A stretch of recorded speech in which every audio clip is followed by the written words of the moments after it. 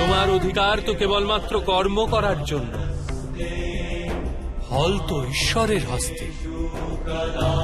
এই কারণে না তো কর্ম থেকে পলায়ন করা উচিত, আর না তো কর্মফলের আশা করা উচিত।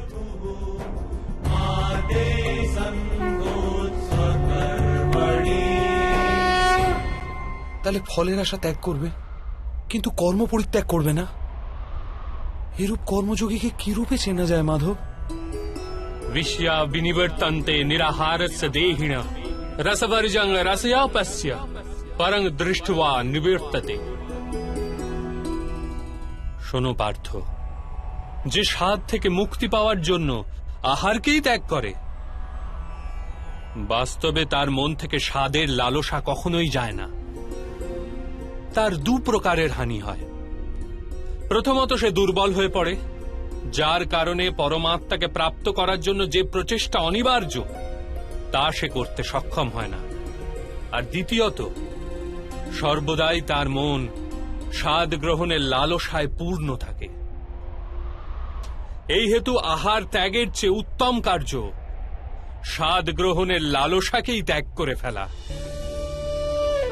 কর্মযোগী নিজের মনের সমস্ত লালসাকে নিষ্কাশন করে, জীবনকে কর্তব্য গণ্য করে কার্য অবশ্যই করে, সেই কার্যে আবদ্ধ হয় না। অর্থাৎ যে ব্যক্তি নিজের কার্য থেকে আশা আর আকাঙ্ক্ষা রাখে না, তারই কার্য পূর্ণ হয়।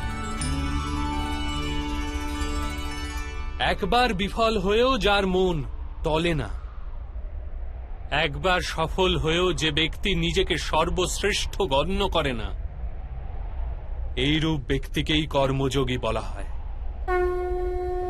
আর এইরূপ ব্যক্তি জীবনে বারংবার সফল হয়।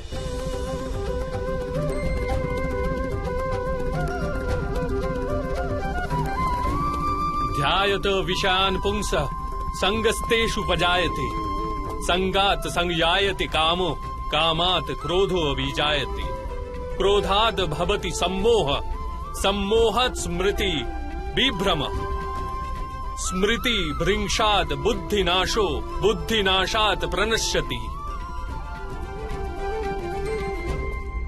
ফলের আশায় কামনা প্রকট হয়, আর কামনার তো স্বভাবই হল অসন্তুষ্ট থাকা। অসন্তোষ থেকে ক্রোধ উৎপন্ন হয়ে থাকে, আর ক্রোধ থেকে মোহ জন্ম নেয়। মোহের তরুণ ব্যক্তি আচার ও ব্যবহারের জ্ঞানই ভুলে যায়।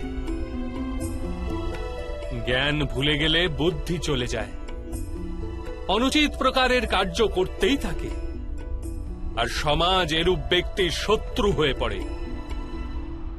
আর অন্তিমে এরূপ মানুষের পূর্ণতার পতন ঘটে।